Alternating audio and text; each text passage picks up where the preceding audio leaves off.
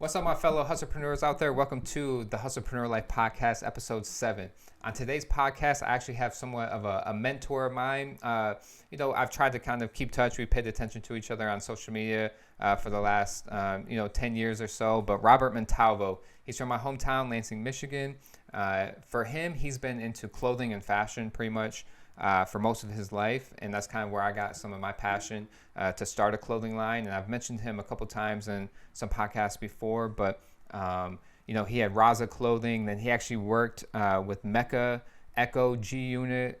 He was a sales rep, and he started his own clothing lines, and now he has Unsalted Coast, which has been killing it in the resort kind of northern Michigan, Midwest area. Really grown a successful business, but he's got a long journey of how he's gotten to this point now in his 40s. And so it's going to be a great episode. I'm looking forward to it. So here we go. Let's bring Rob on. Hey, Rob. What's up, Dylan? How's it going? How you doing? Good. How about yourself? Good. Not bad. Not bad. I'm definitely happy to have you on. I think I've actually mentioned your name in a couple of my podcasts already, just because when I start talking about just the clothing and everything to do with kind of what I've done with Royal Legacy and a couple of other clothing lines, I always give the kudos to you just kind of as being like a role model for me when it comes to kind of like fashion and clothing and kind of getting inspired to start my own clothing line. So I'm definitely happy to have you on and kind of pretty much let people know who you are and why I talk about you so much and kind of what you've accomplished over kind of your lifespan when it comes to fashion and clothing. Wow. I appreciate that, man. Yeah, no problem, man. Yeah, I remember the time when I think you were in high school or just right after high school, mm-hmm. Just conversations when we'd see each other, just all the questions. But I was always happy to help. That's something that, I always believe in is giving back as much as you can. When you give back, it comes back around to you. So I'm a firm believer in that. But man, you've come a long ways too, though. So I'm proud of you, man. No, I appreciate that. Like you said, I mean, it's been about, I guess this was almost be like a 10-year anniversary type deal. It's almost been pretty much exactly 10 years since, like you said, high school and stuff like that. So we're hitting that 10-year mark of like knowing each other. And like you said, me going down this path of just, I guess, growth. And I think it would be cool, like I said, for people to kind of get to know you. So kind of give a little background on, I guess you can. So yeah, when I was in high school, like I said, I got put on to Rob because I noticed a couple kids in school, a couple guys in school, Justin Bird and Ronnie McCoy and stuff. They were all dressing like with this clothing. I'm like, man, that stuff is fresh. That's fly. Like, where are you getting this clothing from? And at first they didn't want to give away the plug or give away who they were getting stuff from. Yeah. And then finally, I guess I got to the point where they were like, okay, all right, we'll tell you who. So they were like, hit up this guy, Rob. And then that's when I hit up you. And then, yeah, you had like this storage unit of like just what seemed like to me like just amazing clothing. It was just like Artful Dodger, and just I fell in love with Artful Dodger. That was kind of like the go-to I went for every time I saw you. But explain, I guess, on your end of it, like what was that? Like why, what was the all journey? Or it's a pretty long journey. So explain how you got up. So start with how you got up to that point of that storage unit full of those clothes that you were selling to us high schoolers. Okay. Back in 1992, so it was a while ago. Mm-hmm. I was 19, just out of college. Well, actually, I was in college at the time, and read an article in the Wall Street Journal. Just happened to catch my attention that said that, this guy was young, college student, was making money over his summer vacation selling T-shirts on Virginia Beach. And he made enough money to go back to school and pay for his college tuition. He didn't need his parents or, any help from his family. So that just inspired me. And I came up with the idea back then. A lot of people might remember it was Raza clothing or Raza clothing. Yeah. And I targeted, the Hispanic American market. 19, I didn't really know what I was doing at the time when it came to business. I tried, got it off the ground, ended up selling at Latin festivals throughout the Midwest, and then over into California as well. So, you know, it was that was a learning experience, to say the least. Fell on my face multiple times, didn't know what I was doing, but just kept getting back up and trying, you know, learning and teaching myself the industry. And then I had an opportunity. I was in Chicago at a trade show, and you know, had a 10 by 10 trade show booth that I showcased Raza there.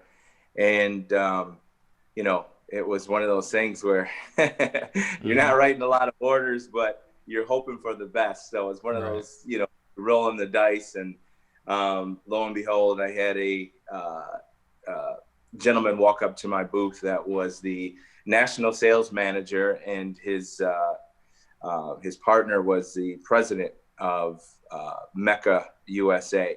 So Mecca was a big brand back in the day. They were just getting started.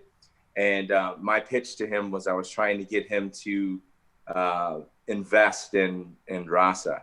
Yep. And, you know, he listened to me for about 10, 15 minutes. And then he stopped me and he said, hold on.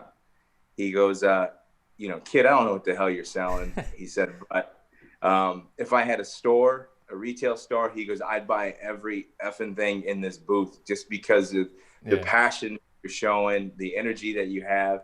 And he's like, you know, I love it, but I don't have a store. And he goes, but I have something better for you. And I said, what's that? And he handed me his card, and he said, I'm the national sales manager for Mecca, USA. This is the president of the company. And he goes, you know, I'd like to offer you a position, a job. And I'm like, man, I don't know. You know, I don't want to do this because, you know, I have a dream, you know, to blow this whole Raza thing up. And, you know, it's pretty wide open right now. There was, you know, FUBU was going on. And, you know, I had this dream of building this brand on a national level. The problem was I didn't have the financing to put behind the brand to really give it a push as far as, you know, marketing push, you know, getting products, your production, any of that stuff done. So I was still, you know, pretty new, green to everything when it came to the manufacturing side of the business. And so I kind of passed up that position at that moment. And he walked on and he said, well, I'll tell you what, before I leave, he goes, if you want this job, just give me a call. And he goes, but we are interviewing like 9 other people. So, you know, I was like, yeah, okay, I'll think about it. And then this sales rep who was in the booth next to me, he comes over and he goes, so what they want? And I go, well, that was Mecca. He goes, no, I know. Everybody knows of Mecca. It's like the hottest brand right now. And, you know, they had Puffy wearing it. They, you know, Mace, Biggie was wearing the soccer jerseys and the football jerseys at the time. So it was like the big brand. So anyway, he says, you know, what they want. I said, well, you know, I was trying to get them to finance my company. And he goes, all right. And I said, but he ended up turning around and offering me a job. And he goes, doing what? I said, doing sales. He goes, for the Midwest? And I said, yeah. He goes, you took that job, right? And I said, no, man, hell no. I said, I want to do my own thing, you know? And he goes, you are out of your mind if you don't go get that job. He said, that is like money on the table, like for you. That's a hot line. Do you know how much money you can make with that brand? And I go, no, I don't.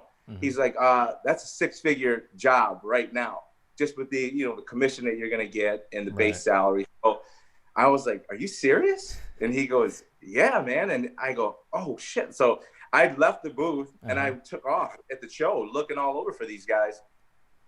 I finally caught up with them and, you know, I'm like, ran up to him. I said, hey man, I want this job. And he goes, oh, so now you want it? I said, yeah. He goes, well, tell you what, he goes, you got to go through the interview process. He goes, you got 15 minutes. And I said, I got all the time you need. So he goes, let's sit down. So they set me down and they give me this interview, and you talk about like, throwing some, I don't want to say BS, but it kind of was, you know, I bullshitted my way through the interview to get the opportunity. So they're asking me all these questions about, you know, retailers, like the hottest retailers in Chicago area, throughout Indianapolis, Milwaukee. And just through the grapevine of talking to other sales reps that were at the show and other companies that were there, I heard all the hot names that were there, at the stores. There was, the Lark, JB's, there was Playmakers. There's just a lot of Playmakers in Milwaukee is different than the Playmakers that we have around here. So there was just a lot of, retailers that they were, that everybody was discussing, talking about, these are the guys that you want. These are the names. And so I have no relationship with any of these guys. So he said, so how is your relationship with these guys? Yeah. And I said, you talking about Lenny from the Lark? And he goes, yeah. He goes, you know Lenny? And I said, yeah, I've called on him a few times with the brand. And he goes, have you sold him? I said, no, he passed on a few things. I said, I know Hassan from JB's. And so I'm just ripping all these names off. Name dropping. Acting like I know, what I'm talking about, or I know these guys on a first name basis. So anyway, we finished the interview. I thought I was sweating bullets, but apparently they're like, man, that's pretty good. You know a lot of people here. So obviously it worked, right. Everything, all the information that I was giving them. And so anyway, he said, I tell you what, he goes, give us a week or so and we'll get back with you. So week went by, and I don't know if a lot of people remember, I had a store in the Lansing Mall here in Lansing, Michigan. And, it was doing okay. Everything was fine. It's just that it wasn't a huge, what would you say, a market for our brand. Yeah. Just our local, it was our, this is our hometown. Right, so, exactly. We're doing what we can in our hometown. We didn't have the funding or the financing to go and, go into other areas. And at that point in my life, I wasn't, financially ready to spread out. And, I had what year my was daughter. That was 1994 or 5, I think, around 95, I think it was. No, I take that back. That's 1998. Okay. So what happened was, I had, my daughter Aja, she was on the way. So my wife at the time was pregnant, and, financially we weren't, where we would like to have been. So, I'm, sweating over a week, waiting for these guys to give me a shout, and no phone call came through. So I was like, all right, I'm going to call these guys and see what, if they're interested in me. So I give the president a call at the time, and I said, hey, Tony, this is Robert. And I said, I'm following up with the interview. And he said, hey, Rob, we were just talking about you. He goes, we're narrowing this thing down. He goes, if you can give us a few days, he goes, we'll get back with you. And he said, we got a few more candidates that we want to talk to. I said, okay, cool. So I think it was like 2 or 3 days went by, and all of a sudden I get this New York phone call that comes through. I could tell by the area code, and I was like, oh, this is it. So I pick up the phone and go, hey, man. I go, this is Rob. And he goes, hey, Rob, this is Tony and Pete. We have you on speakerphone. He said, listen, we've narrowed it down, and, we want to extend this job opportunity to you. We want you to do sales, have the sales rep position in the Midwest, and we want you to do sales and marketing for us in the Midwest area. We're going to give you 13 states. And I go, okay, and they said, but are you willing to move? And I said, where? And they said, we want to move you to Chicago. So I said, I hadn't thought about it. I have a retail store here. And so anyway, a week later, I was on a flight to New York. I accepted the position, and I'm, here I am, this guy from Lansing, Michigan. It was blue collar town, it's automobile industry. And I'm on the 17th floor of this building overlooking Times Square in the fashion, Mecca, no pun intended, in the offices of Mecca, USA. And, I'm looking, saying, wow, like I look out and I'm like, here I am in New York, have this, just accepted this job. They gave me a base salary. They gave me a commission. I had insurance. They gave me a car. They gave me, it was just the whole package. And, I'm young, so it was exciting, because I'm like, okay. How old were you? At that time, I was in my, I think early 20s or mid 20s, somewhere around there. Okay. And mid 20s. And so I here I am, you know, I like to tell people that, and I think I told you this, we've talked about this, where at that time I accepted the fact that I wasn't going to do Raza. I was going to put that on hold and, you know, dive in. Because one of the sales pitches that they gave me was, I tell you what, we know you're trying to do your own thing with your own brand, but if you give us at least 2 to 3 years, either there's two things that can happen. Number one, you're going to make a lot of money. Number two, you're going to meet a lot of people in the industry that you're going to learn retailers' names on a first name basis. Mm-hmm. So they said, you know, you'll learn, or you'll get to know at least 600 to 700 people on a first name basis that are retail stores that you'll be able to market your brand to. Right. So that was like, so I took, I tell people I took 5 steps back at that moment to move 10 steps forward. It was a sacrifice. Mm-hmm. You know, I had this dream of doing my own thing, but financially, we weren't ready at that time. You know, we were, you know, doing festivals and making money and, you know, doing that stuff. But it wasn't like at that time you had to have a lot of money to do marketing. Remember, there was no websites or anything like that at that time. Everything was grassroots marketing. So it was, you know, what they call guerrilla marketing, where you get out in the streets and, you know, that's how I built Raza, was duffel bags, hats, tees, you know, in duffel bags, and to the point to where we kept flipping the money, making money to, you know, where we were doing festivals. But so anyway, those 5 steps backwards to move 10 steps forward paid off, because it taught me a lot about the industry. You know, they were right. I was, you know, learning, or I was meeting a lot of people, getting to know people on a first name basis. And I actually finally met, you know, Lenny from the Lark and all the people that I made up that I knew, but I finally got to work with these guys. And so that experience with Mecca was an eye-opening, you know, experience for me, because I got a chance to learn the industry, you know, meet a lot of people, you know, do trade shows. It was pretty wild, because that was at the height of, you know, the hip hop era, where music was on fire, fashion was on fire, and the energy being around that was awesome. So I did that I worked with Mecca for about 3 years. I was living in Chicago, and I ended up deciding that I wanted to be an independent sales rep, because I wanted to make more money. I wanted to be my own boss. Wanted to get back to doing my own thing, you know. So if I was independent sales rep for them, I just work off commission. So I did that, and I, you know, worked off commission. I built my name up in the industry to where retailers were actually, if they were calling some of the better accounts in, you know, Chicago or Detroit area, my name was getting passed around to other brands. And so I had other opportunities to work with, you know, who's one of them, Echo Unlimited. I don't know if everybody remembers Echo from back in the day.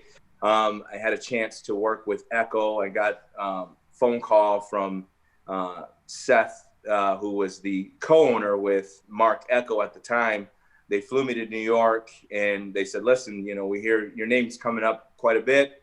You know, we're looking for a good sales rep that can help launch this new project that we're doing. And I said, well, what's the project? And he said, do you know 50 Cent? And I said, yeah, of course I know 50 Cent. And they said, well, we just acquired the license for G-Unit, and we want to launch G-Unit throughout the Midwest. Mm-hmm. And we would like your help to build that.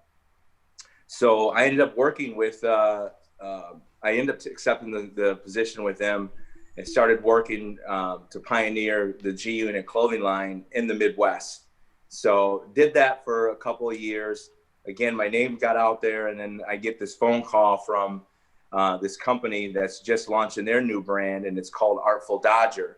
I had no clue what it was. All I knew was the head designer for Sean John left Sean John, and he started this new brand called Artful Dodger. Mm-hmm. So we were at the Magic Trade Show. I was working with two other companies, because at the time I was independent. So I'm bouncing around between these brands, helping build, their market presence in the Midwest.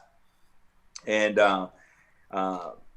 they invite me over to their booth. I didn't accept the job over the phone. I said, well, I want to see your product first before I decide to take this position on. And so I walk up to the booth. It's like this, old English pub, very cool. And so what happened was they laid the product out, presentation, awesome stuff. Mm-hmm. And it was new to what was going on in the market. They were embroidering all over the back of the denim. I don't know if you guys remember that. It's you guys literally my favorite. It's my favorite clothing brand ever to this day. Yeah, like Artful Dodger. I loved it. I still have a couple pieces in my closet I can't get rid of. I still have mine in my library. I reference them all the time. Mm-hmm. But yeah, it was just unique and it was new. It was something that I hadn't seen before. So, they were doing all over embroidered sweatshirts. I mean, they were the pioneer of that time of doing all over stuff. So obviously I took that position and worked with them for a year, and we built that company to be we did $13 million in sales in less than a year. Mm-hmm. So it was just a hot thing. So we were out selling, and I get a phone call from the national sales manager for the company, and she says, looks like we're going to be bought out. We got a company that's going to come in. They want to buy the brand. And I go, well, who is it? And she said, you familiar with Rockaware? And I said, of course. And she said, well, Jay-Z wants to buy this brand. Mm-hmm. So I'm like, whoa, really? So obviously we're making some noise, because at that time we were starting to grab market share from a lot of the bigger brands, from Sean John, Fat Farm, and Nietzsche, and making some noise. So what happened was, Jay came in and said, I want to buy this brand. So he bought it, and a few of the sales reps went forward and worked with Artful Dodger. I was one of them. And so I had a chance to work with, Jay-Z. So it was that was pretty cool situation. So worked with those guys for maybe 2 or 3 years. And then I ended up moving. I moved back to, I was already back in Michigan at the time. And so with every good thing, it always goes up and it comes down. Mm-hmm. So what happened was, once they sold to Jay-Z and, Rockaware, what happened is the brand, they wanted to expand very quickly. Right. And you can't do that. You just got to be slow. It's a slow growth when you're building a brand, but they wanted to go from, a $14 million company to a $50 million company overnight. Mm-hmm. And it just didn't. It didn't work. And so we were selling everybody, the key to our success with Artful Dodger was we were selling these small, brick and mortar mom and pop shops that were helping build the name and the brand. And then all of a sudden you go from that and you start selling all of these major, retail stores and big chain stores. Well, it gets watered down because now everybody's fighting over pricing, and people are upset because the small retailer that's, doing very well with it, who helped build your brand, mm-hmm. Now they're suffering because the big retail stores, the big, Macy's and Dillard's and all these big stores, are carrying your name and your brand. And it ends up, hurting the brand because they're able to price the product at a much lower price. And so that started going down. And that's when, at that time, though, is when I met you guys. That's when you came to my storage. Yeah. And I used to sell all my samples off to, people that come over and want it, but you had to be a size medium. Yeah, well, I think it was a large, actually. I think it happened to be a large? Yeah, it happened to be a large. Because I remember I was kind of small, so even a large sometimes was a little too big for me, but it fit pretty good for those time frames when we were wearing things a little bit baggier than we do now. Yeah. But yeah, explain that a little bit. So what are the sample pieces? Why were you able to do that? How does that, your position as far as sales with that industry, how does that work? Well, when you're working with brands, multiple brands like that, and they give you sample lines. So you take the sample lines and you have to pay for the samples. So, and they'll normally charge, the sales rep or the agency that's selling the brand for them, they'll give it to them at a discounted rate at like 50% off the wholesale price. And so, it's really, cheap. So I used to buy all the samples. And, I had a whole group like you and, right. all the boys would come over and, you guys would buy all my samples up. So I'd be a fool not to do that because it's just extra money that you made on the side. So having all those samples. So not only are, you're making your normal income, but that was just a cash business. So when you guys came in, it was like, you'd sell $1,000 here, $1,000. So you guys were hitting me up like every once a week. Oh man, it was the plug for sure. Cause it was like, you got addicted because it was such quality, like Artful Dodger, like you said, the quality of that clothing. And then you had other stuff all over in the bins too. And yeah, I just remember like the quality of the clothing was unmatched. And then the price, obviously, because it was sample pieces, you were selling them to us. Some of the price tags obviously were MSRPs, but like there would be like a sheep lambskin leather jacket that says like $300 and you're selling it to us for like $60-$70. It's just like, it was like, you can't beat it. You guys definitely had the you definitely had the plug on getting some of it was a hot brand at the time. So. I remember like 1 year in high school, I think I was like best dressed or something. I won like the best dressed in high school, and it's like, cause I was rocking all the stuff I was buying from you. Yeah, I had it's funny because, being in the area, Draymond Green, just through the barbershops that we went to, Draymond wanted to come over and, he wanted to buy some stuff and get some stuff from him. And I was like, dude, you're like 6'8", 6'9". You're not going to fit a large. But just let me see if I can squeeze into it. I'm like, no, dude, it ain't going to work. But he used to, he came over, tried a bunch of stuff on, but what I did is I ended up ordering some stuff, that was large for him, and so he was able to get into some stuff. But yeah, it was cool. Like I helped get Lupe Fiasco into Artful Dodger. That was when Lupe was working with Kanye at the very beginning. So, being a part of this industry and working with some of these big brands like that, you get a chance to obviously meet a lot of people that are in the music, fashion, film, whatever it may be. So I'm in, I'm in a studio with Lupe Fiasco, and he's working on, his Food and Liquor, album. It's pretty cool. So you're part of that, watching the whole process. And that was just all because it was, Artful Dodger. He wanted to wear Artful Dodger while he was in the, on tour. So being a part of that and, having, getting a chance to see all this stuff was pretty cool. It was experience, to say the least.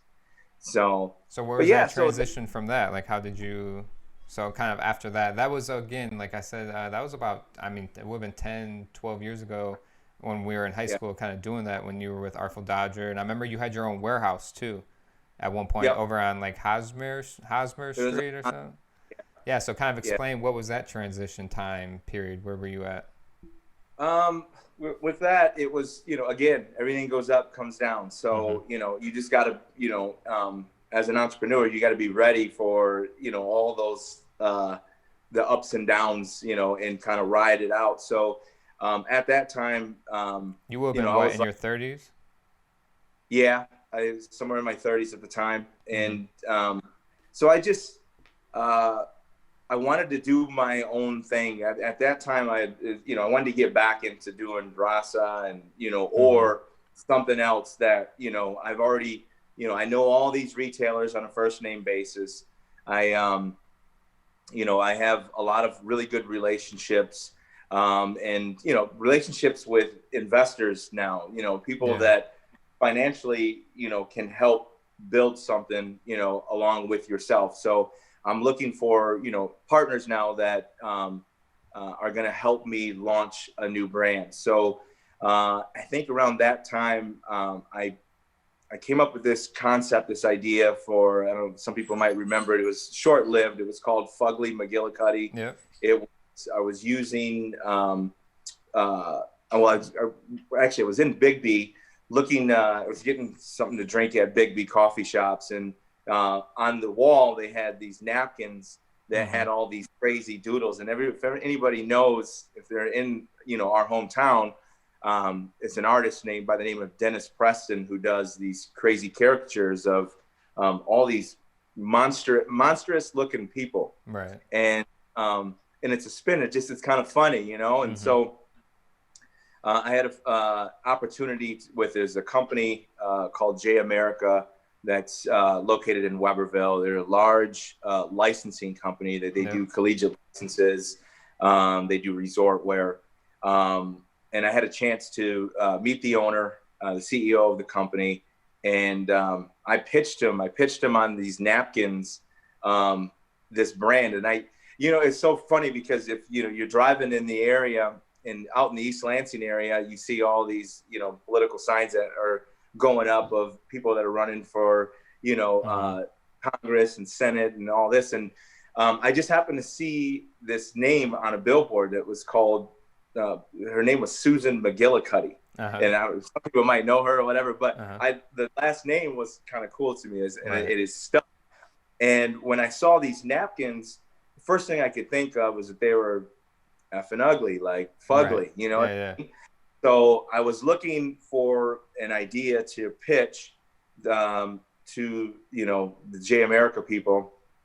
And I came up with this whole story in my head that, okay, I'm going to come up with this idea of there's this young guy that it has nothing to do with anybody, but I had to figure out a storyline that could sell this thing. Right. So I came up with this idea that there was this young guy that, he was in middle school and he'd come home after school every day. This is the whole creative process that goes through your head, as you're trying to come up with this stuff. So the storyline was there's this young guy who's in middle school. He gets teased all the time because he's not a very attractive guy, right. So he comes home every day, locks himself up in the room, and he draws all of these crazy pictures of monstrous looking people, so he can fit in his own world. And because he's fugly, you know what I mean? And so he wants other fugly people around him. So as I'm driving and I got all this stuff going through my head, I see that Susan McGillicuddy. So I came up with Fugly McGillicuddy as this. So I said, I got it. This is it. I'm going to use graphics, and I'm going to, hire Dennis as an independent contractor to draw, these ideas that I have, and I'll put it on, clothing, and I'll go out and sell it. So I sat down with J America, with the people from J America, and I pitched the idea, and they're like, what, this is awesome. We want to be a part of this, even though we're in licensing.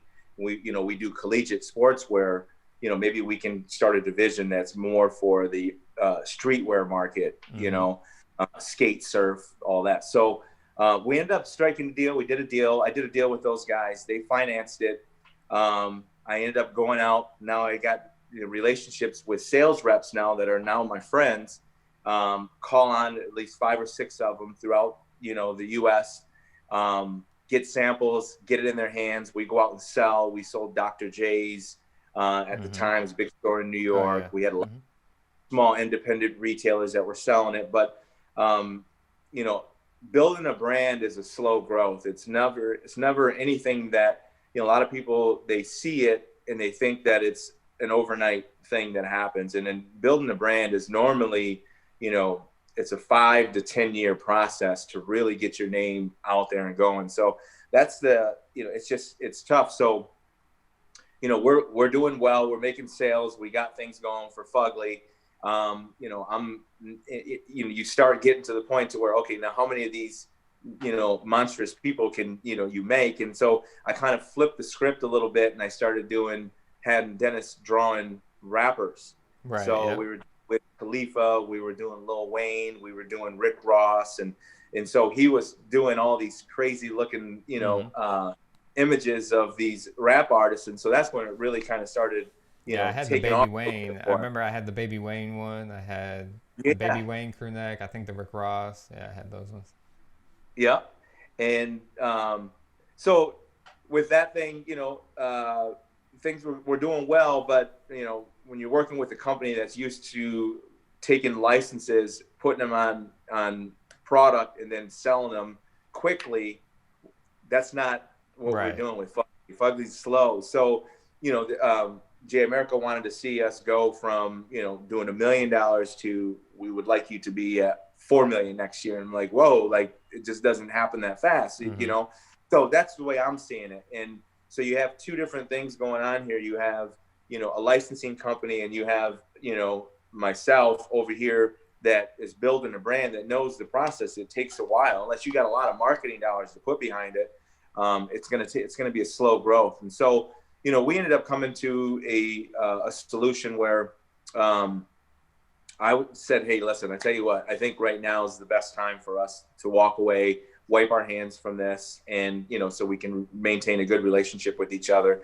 And so we did. And I remained really good friends with, Pete, one of the CEOs of Jay America. And this is when Nate Burleson was around. He was, I was doing product placement with Nate Burleson, who a lot of people may know him now as being on, Sunday football. Right. He's a commentator now with James Brown and, a lot of the, halftime shows, all that. And he has his own show now called Good Morning Football on the NFL Network. Yep. He was playing for the Detroit Lions, and I met him when he was a rookie playing at Minnesota. I used to do product placement with him with Artful Dodger, so I was sending him by the product so he would wear. So all my accounts in Minnesota, the Vikings players would go to their stores and buy their product. So It was a win-win situation for me. Well, he got traded. He ended up coming to Lions. I get a phone call, and he's like, hey, Rob, do you remember me? And I'm like, who's this? And he goes, it's Nate, man, Nate Burleson. And I'm like, oh, what's up, Nate? And we'd only never really met in person. So Nate gives me a call. And I'm going to go back because I want people to, understand that when one door closes, another one always opens. You just have to you have to have faith, in God and believe that, you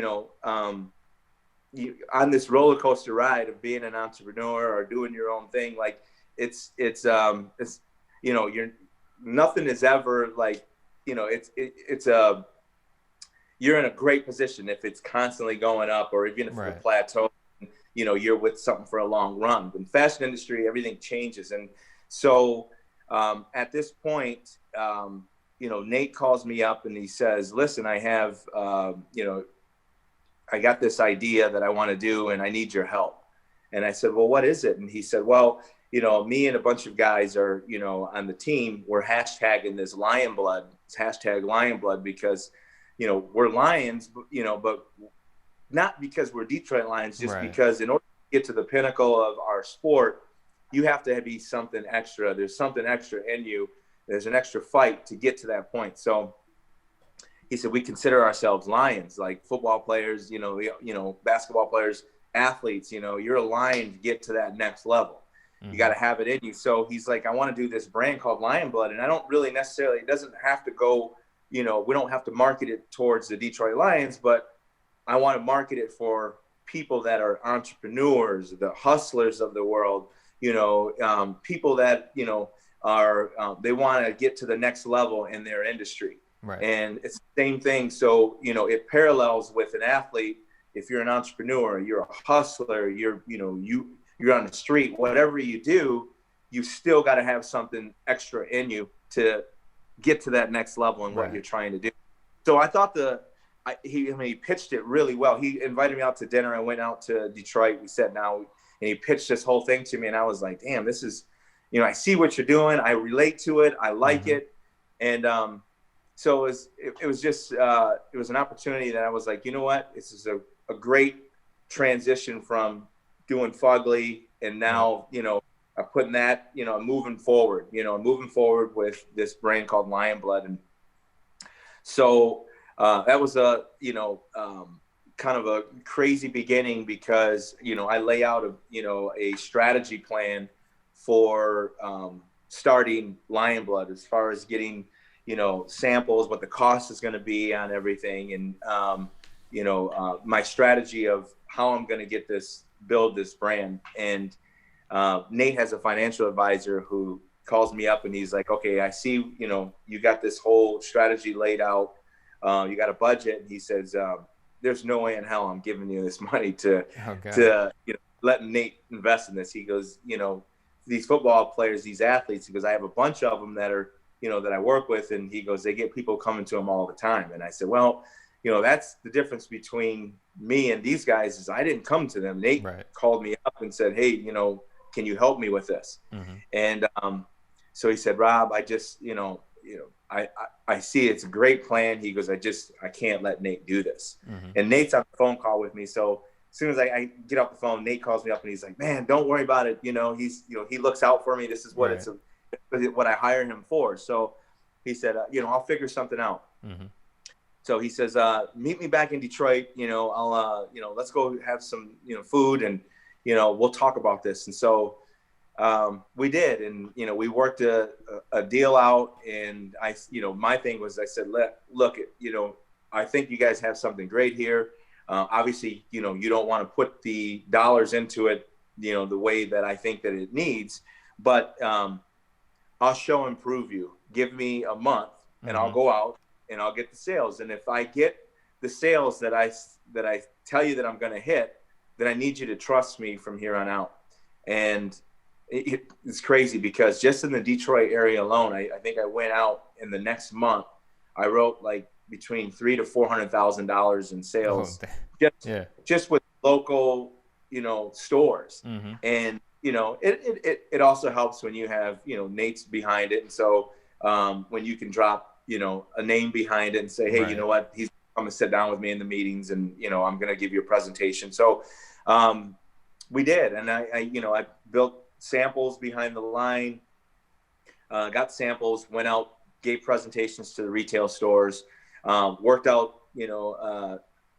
concepts of where I'm going to have Nate come in and do autograph signings for retailers. And so it all worked. And, it was a fast growth, and, we were on that verge of, in this first year, maybe we could do $1 million in sales. That's just what we were, projected or hoping to do. And things are going well. And then, we had the Ford Field was going to allow us to be in the stadium selling there. We had retailers all throughout the Metro Detroit area. And Ford Field decided to pull the plug because NFL came calling, and they actually called Nate and said, hey, man, you don't have the license for the Lions. And he said, well, it's not Detroit Lions, it's Lionblood. Uh-huh. So he said, unfortunately, we're not going to, you're going to have to retain the license for Lionblood or for the colors. You cannot use our colors as well. So he was like, well, listen. And he goes, why wouldn't, it was one of those things where, what do you do now? Like, we're stuck, like, because now we're very limited on things that we can do. So they kind of tied our hands, and we ended up, we figured it out. We did some likenesses of Detroit. Then I started going into doing more lion type stuff. Mm-hmm. And so anyway, that thing, it worked for a while, and then Nate got hurt. He broke his arm. Yeah. Again, things came down, and, you have to adapt. And so I was trying to remarket it towards CrossFitters and, people that are into, physical activity that want to be gym working out. And it was tough, because, at that point, you go from, doing fast growth to all of a sudden it's like, it just stalls. And now, so we were spinning our wheels. And then I just, I got to a point to where, I'm driving around Michigan, traveling, and I see a lot of these Michigan-based brands. So I'm bringing you up to how we get to where I'm at now with Unsalted Coast and Salted Coast. So back in 2015, I believe it was, I saw this opportunity for a Michigan-based brand that could sell in like resort towns, could sell in, outfitter stores. And I was thinking just around the Great Lakes region. And this is where I came up with an idea that we live on the fresh coast. You have salt life, you have all this salted stuff going on, the West Coast and the East Coast. But in the Midwest, there's, we have all this fresh, salt-free water around us. Mm-hmm. And so it's a coastline, it's fresh water. I came up with the name Unsalted Coast. And I started that, small. It's a sacrifice, obviously, because I'm starting something new. And this was, I think I started with like 6 T-shirts. Yeah. And just to see if people would be interested in this thing. And, went out and I opened up 15 stores that, now, mind you, I come from the streetwear market. Right. Back in the day, it was called urban apparel, hip hop wear, whatever you want to label it at that time.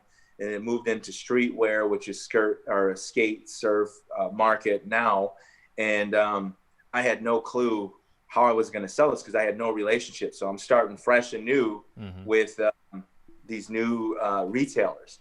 So, and, I'm into this, I come from this world of, everything's bright and loud and in our apparel, you know what I mean? Right. With, in the urban market.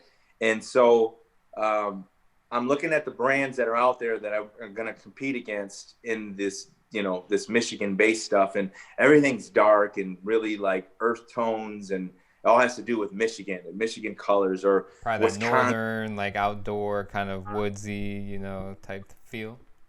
Exactly. Mm-hmm. And so I'm like, God, this is boring to me. You got to do, there needs to be something that brightens the floor up when I walk into these stores. It's just, it needs to be refreshing, And so I ended up coming up with the name Unsalted Coast, but, I started pulling from the past when I was in high school and, college. The big brands were Ocean Pacific, Salty Dog, and Ron John, all these surf brands mm-hmm. that they were loud. They were, pinks and turquoises and, these bright yellows, and it was what everybody wore. I used to wear, I had shoes that, it's crazy now you look back on it, but, I was walking through Eastern and I had these Sperry topsiders that were turquoise green. Mm-hmm. And, but that was like, you wanted the loudest stuff back then. Right, so exactly, yeah. I was wearing those with a bright pink Ocean Pacific, like bubblegum pink shirt. And, or I would wear, my Lacoste or my Izod polo stuff was always yellow and bright and loud, mm-hmm. These loud colors with your Sperry's. So, you just wanted to pop, right, yeah. You wanted to out.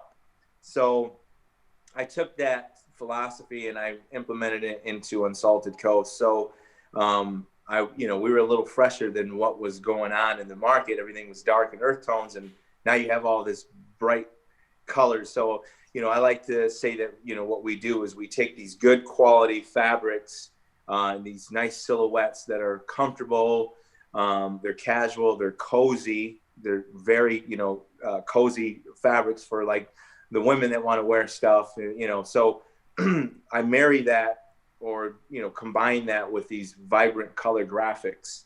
Mm-hmm. And that's what became Unsalted Coast. And, it just started, slowly growing from that philosophy. And so moving along as, every year go from 15 accounts to 30 accounts to, we double accounts every year. So we're going into our 5th year. I think we have, just in the Midwest area, we have over 130, 140 accounts that's carrying Unsalted Coast right now. But, we went from one state, I think I told you this, Dylan, like the other night, we went from one state 3 months ago. This has just all happened in the mm-hmm. last year. One state that was selling close to, over 100 accounts to now we're in 17 states during this whole pandemic, this right. COVID stuff that was crazy for a lot of businesses, but it actually, it kind of helped our business in a sense, because a lot of people were staying at their lake homes. They weren't coming home. They're in their resort towns. And so it helped our business because that's the stores that we were selling were all these, northern or these lake resort stores and outfit retailers. And so it helped our business. And, now we're in 17 states and we're growing. And last year I ended up partnering with a large production company out of Ohio that came in. They bought into the brand and they wanted to scale us nationally now. So that brings us up to where we are now. So, so I can talk, dude. Like, so, no. I mean, it's amazing. So, I mean, so explain the 17, how in those 3 months, like what did you guys do to do that, to go from 1 to 17? We started doing, we did trade shows. We did, sales reps. We hired sales reps, to come on board with us and go out and sell the brand. So we got 5 sales reps now that are selling for us. Michigan, Minneapolis, we've got Florida, Alabama, the Carolinas. We just hired a new rep that's going to work the Carolina, North Carolina, South Carolina, in Georgia region. We're trying to find somebody up in the upper East Coast, the New York area that's going to work Connecticut, Rhode Island, all those areas up there.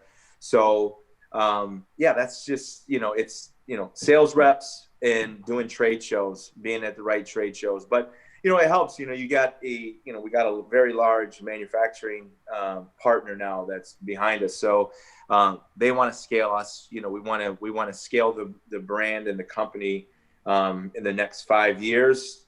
We'd like to get to a point to where, either we keep it and, or we sell it and cash out at that point. Right. I don't know, see how it goes, but so far everything's been going very well. And, we're excited. We just launched Salted Coast as well. That was a way for us we're working, Unsalted Coast is the concept behind it is it's for lake lifestyle. We've really committed to a lake lifestyle. We have images of like docks and, sunsets and what do you do when you go to the lake with your friends and family? Right, you get a boat, you have fun, you jet ski, you party, with your friends, you just relax and you chill and you just have a great time with your friends and family. And that's what Unsalted Coast, that's the whole concept behind it. That's what we've committed to. So, we want our fabrications to be, like I said, cozy and comfortable. So if, on a summer evening, what do? You want to roast marshmallows, you want to sit by a bonfire, and you want to be comfortable and cozy at your lake house, at your cottage, even in your backyard. You know what I mean? Exactly. You don't have to be in a lake or be around a lake to be a part of the Unsalted Coast. If our lifestyle is you hike, you bike, you boat, you walk, you run, you kayak, you canoe, you're on your pontoon. That's all the lifestyle of Unsalted Coast. It's what do you do when you're around, if you're on vacation or you're vacationing at your lake house, what do you do? Well, you relax, you chill, or you go hiking, biking, and you do tubing, whatever, So that's our whole lifestyle with that. And so we're taking that blueprint that we've built with Unsalted Coast, and now we're implementing it into Salted Coast, which is what do you do around the ocean? Same thing, very similar. You stand up paddleboard, you fish, deep sea fishing. So things change a little bit. So you're going from this lake type of, core graphics that you're using to get into ocean style graphics. And so, we're able to pick up, just in this last couple months, some of the Carolina accounts, some Florida accounts now that, we're not necessarily saying we're the Salt Life or, we're these other brands that are, they've been in it, they've been doing it. I don't want to go after, we're not deep sea fishermen, what I mean? We don't do that, I'd love to do it, but that's not our lifestyle. We're this comfortable, cozy, ocean lifestyle. So you're going to chill when you're out on the, on the beach. Those are the things that, that's what we are, so, yeah, man, that's where I am today. And Well, a lot of people, I think your journey has been, it's just amazing. It kind of shows like what people talk about, where it's kind of like experience is the biggest teacher of them all, right? I mean, just actually absolutely experiencing and going through and networking and stuff like that, because you could have went to school for fashion, or you could have done things that could have helped, or maybe you met people in the fashion school that big name people that helped you out. But at the end of the day too, I mean, I think your experience, like you said, your journey, I mean, you've been through a lot, and a lot of success, some failure, but at the end of the day, from success and failure, you seem to have learned a ton of stuff that has helped put you in the position you are now, which the one thing I can say I learned from you for sure when it comes to clothing is quality.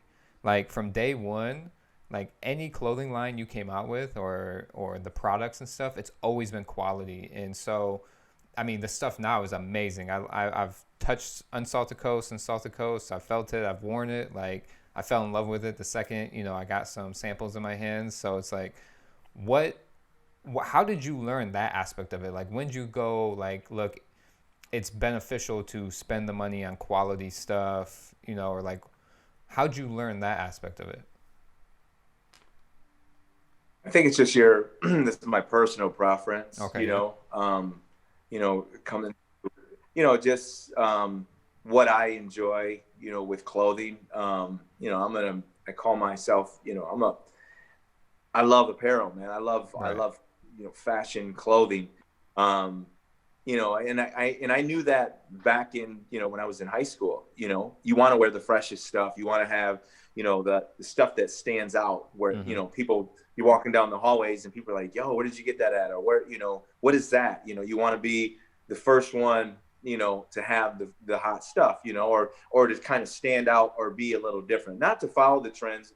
I wanted to set my own trends back then. Mm-hmm. And so, you do things a little differently. And so, like you said, you get, you're in high school and people are like, oh, you get the mock awards or the best dress. Right. And so, that was me. Like, when I was in high school, I was the one where, I would wear like, one day I would wear all this surf crazy stuff that was just loud and, you stand out. And then the next day I would wear dress slacks with the nice, dress shoes, a shirt and a tie and a sweater.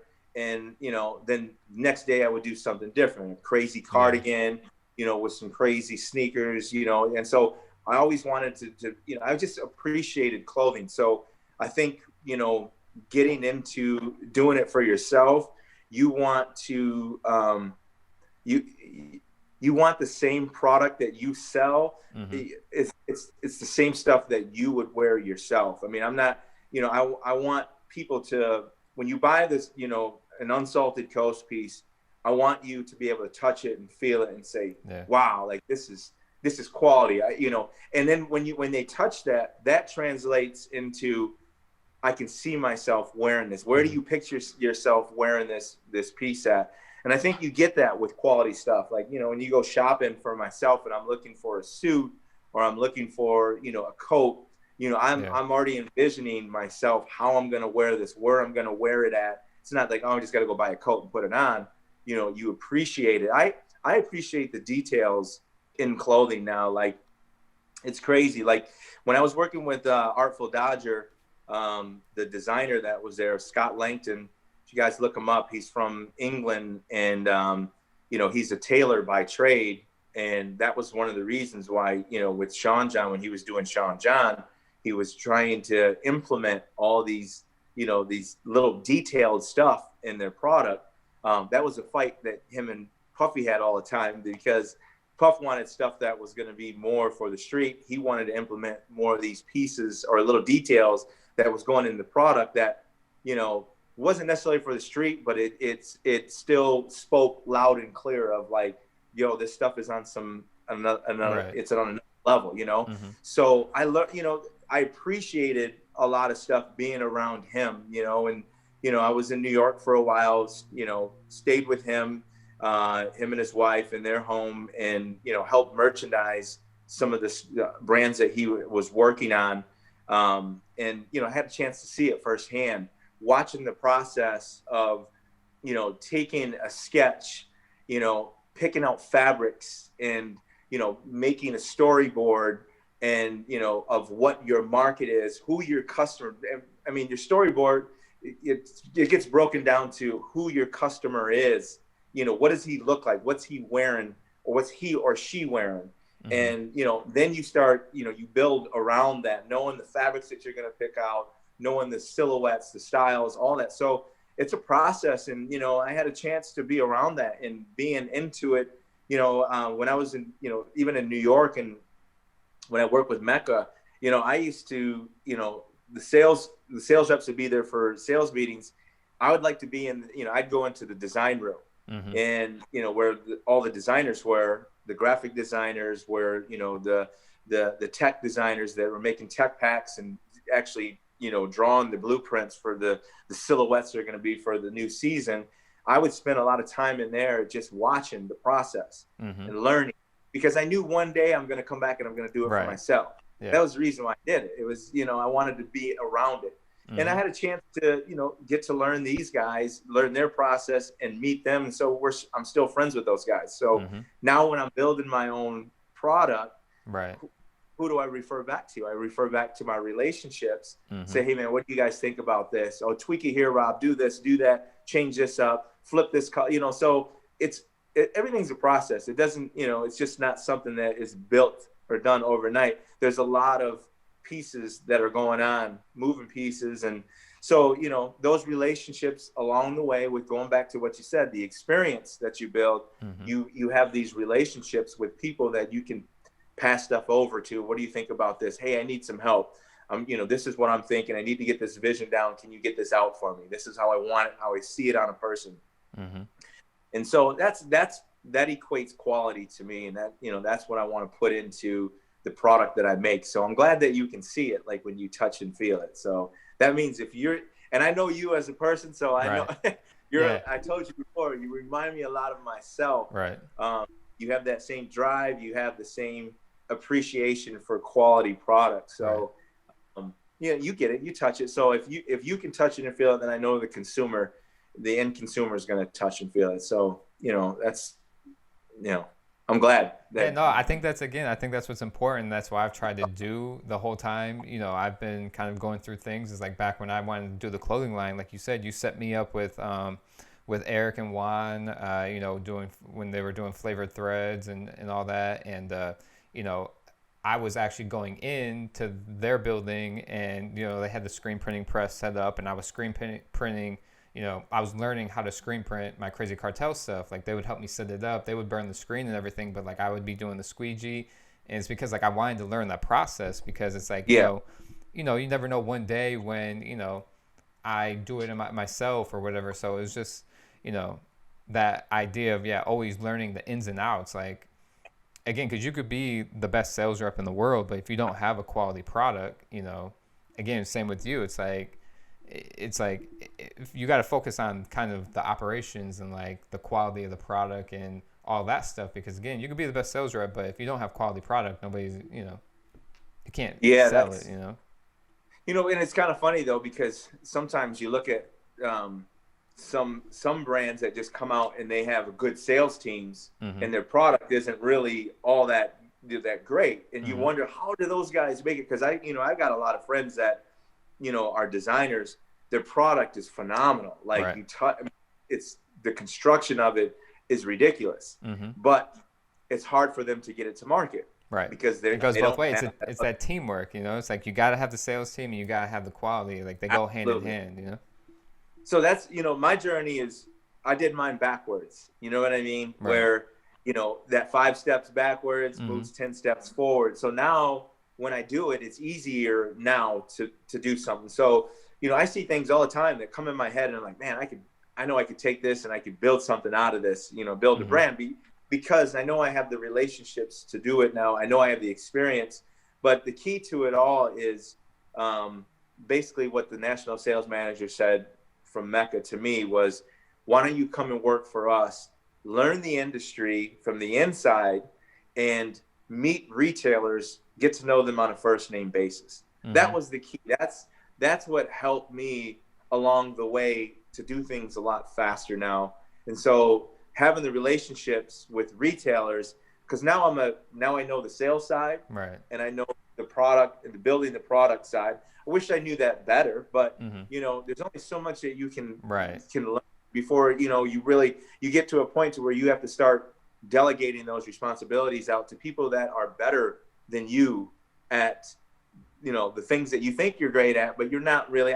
It's taken me a long time to understand that and learn that. Just like with anything in life, you know, you realize, you know what, this person's better than me. So, you know, you put your pride to the side and say, you know what, I need you to work on this for me because, you know I'm going to get quality, good stuff. You know, this person over here is their strengths are a lot better than mine at this. So I'm going to let them work on that. And you finally, when you can put yourself and get yourself to that point in life, and you realize that there's other people that their strengths are better than yours, and you know, then those are the people you surround yourself with.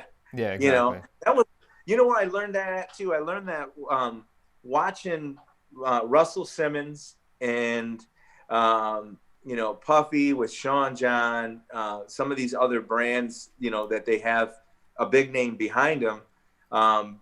These people have built empires in the music side, but watching them do it on the fashion side, you know, and being in there, like, you know, I just being at the trade shows, watching, you know, Russell Simmons when he had Fat Farm, and, you know, knowing that they don't know this clothing industry. Like when you're coming up, you think, oh, a designer, like you have these guys are actually sitting down designing the product, you know, Calvin Klein or Tommy Hilfiger, they're designing every piece. No, that's not how it works. It took me a long time to understand that. I thought I had to go to school and learn how to design, and, you know, and there's a lot of people that do. And my journey wasn't that, you know, my journey was, all right, I just know how to hustle. I know how, you know, I had an idea for this brand called Raza that, you know, I had a market. I was going to hit the streets and go out and sell. And that's what I did. But I realized as the journey moves long, you know, further and further on down the road for my life, I realized my strengths are being able to visualize, have a vision for something, and being able to bring it together and build the name to be able to, you know, get to a point to where you can go out and market it and sell it. That's my strength. It's you know, facilitating that whole process, not sitting down, drawing the actual garment out or drawing it. You know, I have the vision in my head. I have the name. I know who my market is, my demographic is, and I know how to pitch it and to sell it to the retailer.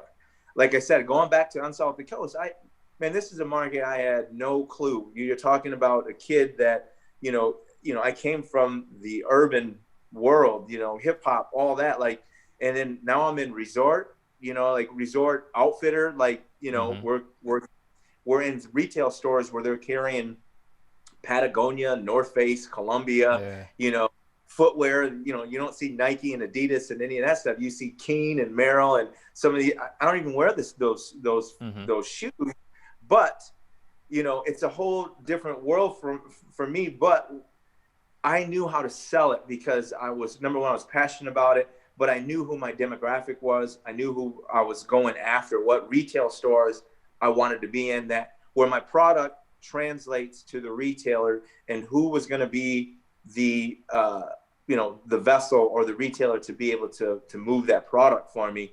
I know that. I knew who it was. So getting into the store and now going back to the journey again, you know, knowing how to sell and how to promote a brand.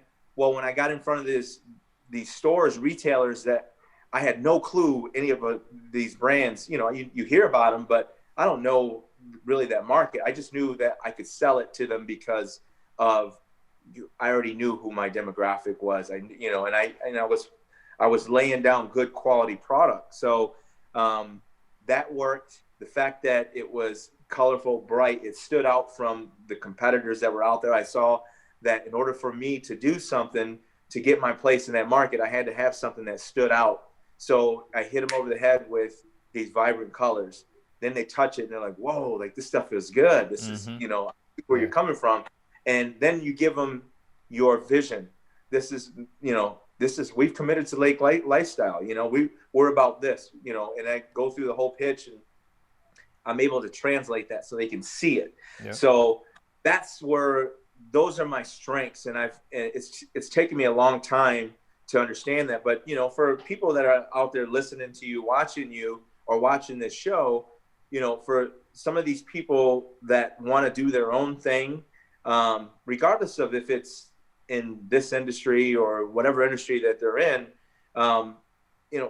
like going back to it, one of the things that you have to kind of realize that there's people out there that, they have those strengths, and, where your weakness is, you have to find those strengths. And, it's not necessarily having to be the person that draws everything, that does everything and does it extremely well.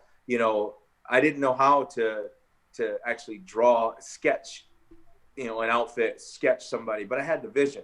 Mm-hmm. And so I went out and I found somebody that could sketch my vision out for me. Right. And I found somebody a graphic artist that, hey man, these are my references. These are the things that, how I see this. I know it's not like this, but can you bring it to life for me? Mm-hmm. And then you start molding what they're doing, and you mold that clay into it being your own thing. That's what I learned how to do, where, in the beginning, that, like I said, I thought I had to be the actual designer. Ralph Lauren, a lot of people don't know this, but everybody thinks that Ralph he sits there and he designs all of his stuff. No, mm-hmm. man, he has a design room of designers that design his vision for him. But Ralph Lauren started out as selling ties, bow ties and, mm-hmm. these colorful ties in New York. You know what I mean? Like he was a tie sales rep. Right. And that goes back to, now he has relationships. Mm-hmm. So now if he can put the pieces together and say, okay, I love ties, I'm passionate about ties, I'm going to start my own brand of ties because I already have stores that are going to sell this brand, sell for me because I know them. I'm going to go build these ties. And that's what he did. And he built and he sold ties, mm-hmm. just using those relationships. So that I see my journey a lot, I don't equate myself to them, but they are, there's, I think Calvin Klein actually designs, started out as a designer, but mm-hmm. when you start your brand out, you don't have to know everything. That's the thing, is that, you just go out and put the pieces of, hey, these guys are screen printers. I'm going to go see if these guys can make my stuff for me. Right. Learn, listen to what they have to say. I'm going to go find a graphic artist. It's like you're building a website. I don't know how to build a website, but I'm going to go find somebody that can build it really well. Mm-hmm. That, those are pieces. And it costs, money in the beginning. So anything that you can do on your own, first and foremost, obviously you want to exhaust that. You want to do as much as you can, but eventually it's going to get to a point to where you realize, there's other people that you need to surround yourself with that can help you build what you're trying to mold. So, no, I think it kind of went back to that passion part of it too. Like you had mentioned just a few minutes ago, it's like, when you have that passion for something and you just want it to succeed so bad, do you feel like that's what pushes kind of somebody to like try to learn everything or do everything, to where passion sometimes might get almost in the way just a slight bit? Like you said, like you feel like you're a good designer, or you feel like you're this, or it's almost like nobody's going to do it as good as me. Then you have to like look yourself in the mirror and go, you know what, like I got to find somebody to help, like kind of like that calling card of like asking for help. Yeah. I mean, passion can get in the way too. You know what I mean? Yeah. You're so passionate about something that it ends up being, you get so much pride to where, mm-hmm. You don't know how to step out of the way. So yeah, that is, but I mean, with anything, you got to be extremely passionate in order to be ready, because, it's very rarely are you going to have something that is going to be, a success. It takes time, man, I've fallen so many times, Dylan, like people don't even know, like, fallen flat on my face multiple times. And I have, I have no problem now, telling people that, you know what I mean? Like letting people know that, but it's being able to get up and being able to, brush the dirt off and keep moving and that's the passion though, that drives you. Like, you got to have that passion. If you don't have the passion, and it's just like, what are you doing? You're just going through the motions. And so, because you're going to fall, you're going to fall, you're going to scrape your knees, you're going to get hurt. But is it going to keep you down? That's the biggest thing, I mean, I've fallen so many times that I felt like, damn, is it ever, why is it always hard like this? Right. You know what I mean? Yeah. And, but you learn from it, and it's all experience. And, my road is taken a lot longer because, I took, like I said, those 5 steps back. And I, some people just jump in and it works for them because they're in the right place at the right time. Everything's timing as well. And, so my journey's been longer, but I've learned from it, and I'm able to pass that down to my kids. That's what I want them to learn, is like, if you're going to do something, be passionate about it and decide what you're passionate about and go all in on it, Do you, so my question to you also is, like, when you did these other brands, was there any of them that maybe you weren't as passionate about, or like which one of these brands has been like your biggest passion? Because you said you did Fugly and Lionblood. Were any of those kind of like just started to kind of fill the void, or like you were chasing maybe something else and it wasn't so much passion? Man, that's a good question. That's a very good question. I think that, they could be fun. When I was doing, well, obviously the passion was built when I did Raza in the beginning. I was 19 years old, didn't have a clue what I was doing, and I learned, and that passion drove the fire, you know what I mean? And once I got into that, then I got in with Mecca, started working with Mecca, and it's the passion of how can I say this? Well, I'll put it to you this way. You have some things that you have an ultimate passion of succeeding. Number one. Number two, you want to do it in what, you're passionate about as far as fashion and clothing. So that always drives it. So the brand, the names that I came up with didn't really, like, I was passionate about all of them. I wanted all of them to work, but not everything works. Like, you know what I mean? So nothing, there was nothing that I did that I didn't really go all in on. That was the key to it. The going all in is, this is a clothing brand and I love it. I love clothing. I'm going all in on that. Whatever the name is, that's, I can come up with names tomorrow. I've got names that, I've already, went out and trademarked and stuff that, all right, I'm just going to shelf this, because if I ever want to do something with it, I'm going to do it. I go get domains, and, so I shelf a lot of that stuff because there's names that I have, like, man, I could do this with that, and so there's always passion in the name. So there's never really been one that I've been more, felt. I think, well, I've got a tattoo of Raza, so that's kind of your baby.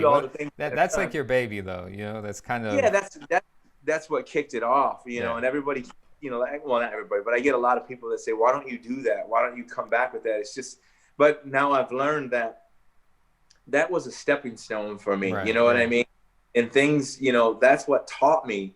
That's what got me to where I am today, was the passion of starting that.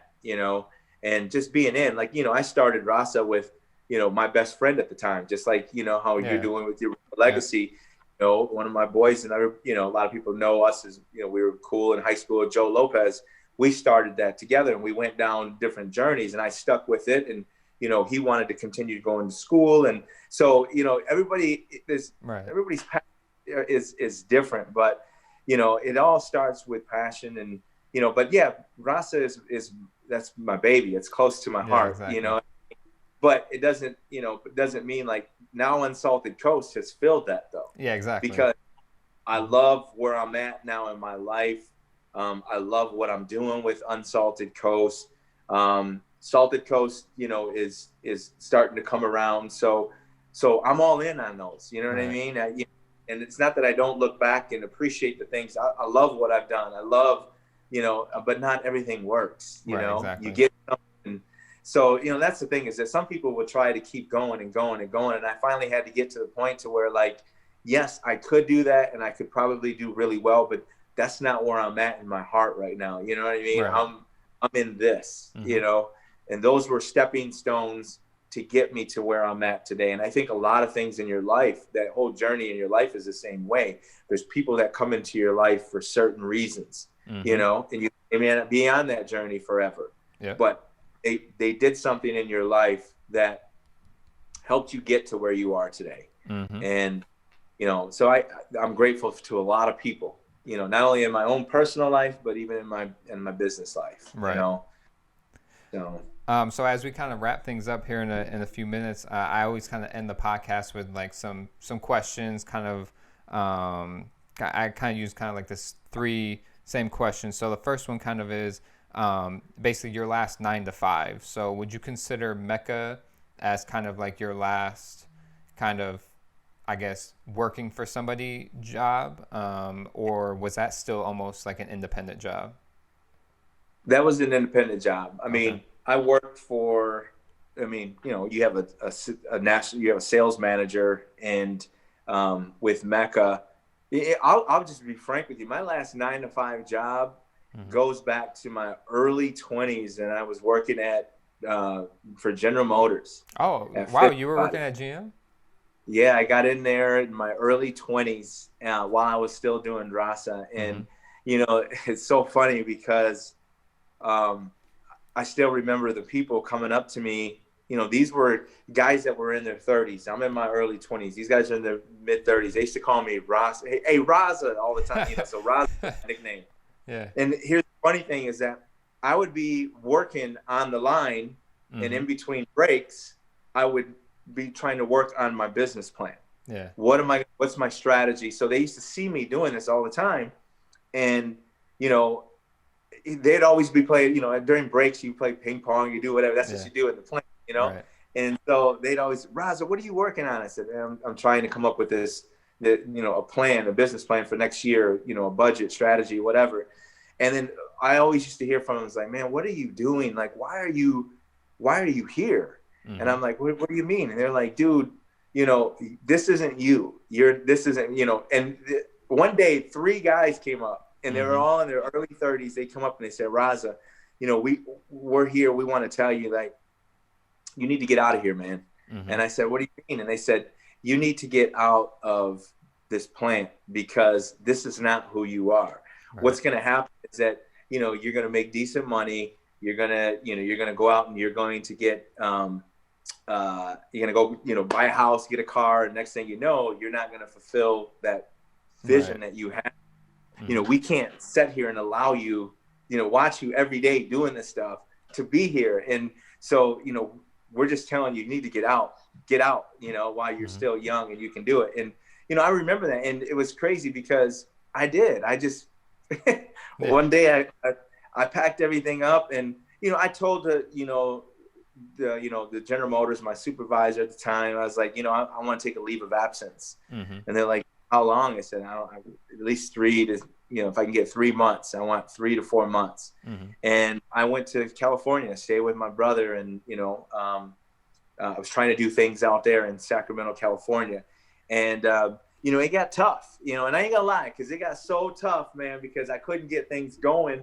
You know, we were doing festivals out there and selling directly to consumer, making money, but it wasn't an everyday thing. So there was, you know, days and months or, you know, weeks that would go by where there was, you know, we weren't selling product. And so I was like, man, what am I going to do? So, you know, we ended up coming back to Michigan and, you know, I ain't gonna lie. I you know, tail between my legs, I went into General Motors and I said, hey, you know what? I'd like to see if I can get my job back. And they're like, the union reps at the time were like, hey, you know, just go in, they ain't gonna know, you know, until they catch up with you.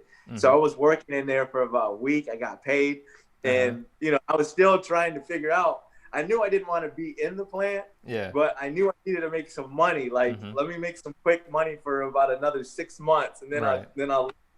And they ended up catching up to me, and they came around. They're like, "Dude, didn't you take a leave of absence? Like, didn't you like get out of the plant?" You know, and I did. And you know, at that point, it was okay. Like, you know, and I said, "Yeah, I did." And so it was one of me trying to pull a fast one, trying to get back in and make fast money. But that was it, though. You know, when I walked out of there, I left, and you know, I never looked back, because it's not really what I wanted to do. It's not what was burning inside me, you know? So, but that works for some people, you know, that I'm grateful, because that's, you know, my mom and my stepdad, you know, they worked in the plant. I have family, and, you know, and that is for some people, but it just wasn't for me. You know what I mean? I didn't want to do that. I wanted to do my own thing. So, man, that goes back to, you're talking in the 90s, dude, when, you know, that was my last real 9 to 5, because even when I was working with Mecca, I mean, I'm in Chicago, and, you know, mind you, they paid for a loft for me. That was my office. And there's a few people that came from Michigan to visit. And when they walked into my office was a loft in a brick building. And it was Mecca everything. I had Mecca, you know, they laid it out for me. So, you know, you're in your, you know, mid-20s, you know, mid-20s and late 20s, and you're in Chicago downtown, and you have this, you know, beautiful office. It's a loft, and you have your own computer. And I mean, it's just, at the time, you have your own computer, you have your own like office, you know, and I was there every day. And so I call my appointments, and, you know, make appointments with my retailers. They come in and sit down, and I give presentations out of my office. So, you know, that was just a great time. I just, you know, was thinking about this stuff. Yeah. You know what I mean? It's so, but even then, my point being with that is that nobody, I was my own boss. Like, you know what I mean? My sales manager was in New York. So every morning, you know, if not every, you know, you didn't call every day, but at least once or twice a week, you know, I was in my office by 8 a.m., you know, calling on people, and, you know, he'd call and check in. Hey, what's going on? Oh, I got this, these are the people I'm seeing. So it was really nobody like micromanaging or nothing like that. So that wasn't really a 9 to 5. And then after that, I ended up being an independent, starting my own independent sales agency. Like, so, again, I was my own, you know, my own boss. And, you know, again, it's been a journey that, you know, it's been up and down, but it's, you know, I've never really worked for anybody, like, except for when I was younger. And that's a good feeling, because, you know, and I want everybody to know this, one of the most important things that you really work for more than anything, it's not money, it's time. It's time. It's time to be able to have with your family, to be able to spend with your kids, you know, to be able to, you know, do the memorable things, going to the, you know, the T-ball games, you know, the Pee Wee football games, the Pop Warner, the Pony League baseball, the cheerleading, you know, the volleyball, all that stuff that's what you get. You know, that's what you work for, is your time. You want to get to a point in your life to where you have something running with your business, to where it's a well-oiled machine, and now you have time. You have time to spend with your family. You have time to do those things. And one of the things that, you know, I appreciate and I'm grateful for is that I've had time to see all of, you know, like my daughter Aja, I've had time to see her grow and to be a part of that, because I made my own hours. You know what I mean? I worked as hard as I wanted to work. And, you know, at the times, you know, her mother and I ended up getting divorced, but even in between, I was able to coach her teams. And so it's time. I think more than anything is that, you know, you work for time, you know, you want to build whatever you have. Even if you work a 9 to 5, you can still take those 9 to 5, the monies, and make the sacrifices that it takes to reinvest and do something with that money. To where eventually it will buy you time. You know what I mean? You will get that. If you want to retire, you want to be able to do those things. maybe your outside investments make more money than what you're doing on a daily basis. So now you can transition to doing to becoming an entrepreneur, or, finding another position because you've got money off to the side that you can live off for a while you try to transition into something else. So, that's what's important to me, with my businesses. It's not necessarily, I have to be a multi-millionaire, build this huge empire. Of course, everybody works for that. You want that, mm-hmm. But, it's my thing that I've taken is that I've never really worked for somebody, and I've set my own hours to be able to enjoy the things that I wanted to, Right. So. Well, I think that, again, is kind of what I'm trying to brand here with the Hustlepreneur Life. It's just kind of that. It's like hustling and being an entrepreneur, or working, like you said, a 9-to-5, and you hustle outside of it to kind of build that passive income. And I think, like you said, the goal is, we call it financial freedom, but with financial freedom and entrepreneurship, like you said, comes that time, and being able to set your schedule and having that freedom of time. I mean, you get financial freedom and you get time freedom at the same time. So I think that's a huge factor in why being an entrepreneur can work out. But like you said, you could be working all day long too. But at the end of the day, I mean, you can work hard when you need to work hard, and you can take time out when you get that freedom to take time. Yeah. That's the thing, is it's hard to stop. It's hard to turn mm-hmm. it off. It's not, like for me, like I'm thinking about stuff. I work my best when it's like 12:30, 1, when nobody's awake. Yeah. That's mm-hmm. when my mind really gets going, and it's hard to shut that off. Like, mm-hmm. So I will admit, like, I'm sure my wife would tell you that, there's times where I'm on my phone, or I'm doing things that, you just can't stop, because it's a part of, what they say is that when you get into something and you love it so much that, it's not working, it's because you love it, Right. But to the people that aren't as passionate about it as you, mm-hmm. are looking at it from the outside and saying, hey, wait a second, like, when are you going to shut that off? Oh, you know what, you're right. Yeah. So, but it's, you're constantly like, I'm talking to, people on the weekends, or, cause retailers will call me up and say, hey man, I sold up, we sold out of this stuff. I need it in. And they'll call me instead of calling the sales rep. And I'm like, cause they know that I own the brand. So they want me to give them that extra, make sure you get this out Monday morning. Right. I'm like, well, why don't you can call the sales rep, man. And mm-hmm. they're like, no, I know that you're going to get it done. It's just like, it doesn't stop. You know Right. what I mean? Yeah. So, but that's one of the downsides, and it's not a downside, but it's like, you want to be able to turn things off. And what's the pros and cons? Yeah, there's pros and cons to everything, like, one of the things that I remember when I was working at GM early on, that, you go in and once you come out, you shut it off. Right. Exactly. Like, yeah. It's over. You don't think about it. My mind is constantly going to the point mm-hmm. to where it's, it's like, man, like, how do you shut? So, you run, and I exercise, I try to do the things that are going to chill me out. You know mm-hmm. what I mean? Yeah. So. Well, you kind of spoke about running and stuff. Do you have any resources when it comes to business? Like, do you lean on anything for, your experience? You've already learned a lot, but even, I guess, along your journey, like you said, back then there wasn't as much of the internet or social media and stuff you could lean on. But what are some resources that you lean to? Is it Google, YouTube? Do you lean to people to kind of, if you have questions or you kind of run into issues? And again, maybe it's not so much now because you are so experienced, but kind of along the way, what did you lean on as far as maybe like top 3 resources, for learning? Obviously, yeah. Well, now we have, this day and age, mm-hmm. of the internet, so, and I still, obviously I refer back to that. I'm still learning things that, I was in a little class yesterday, just learning more about Facebook advertising. Yep.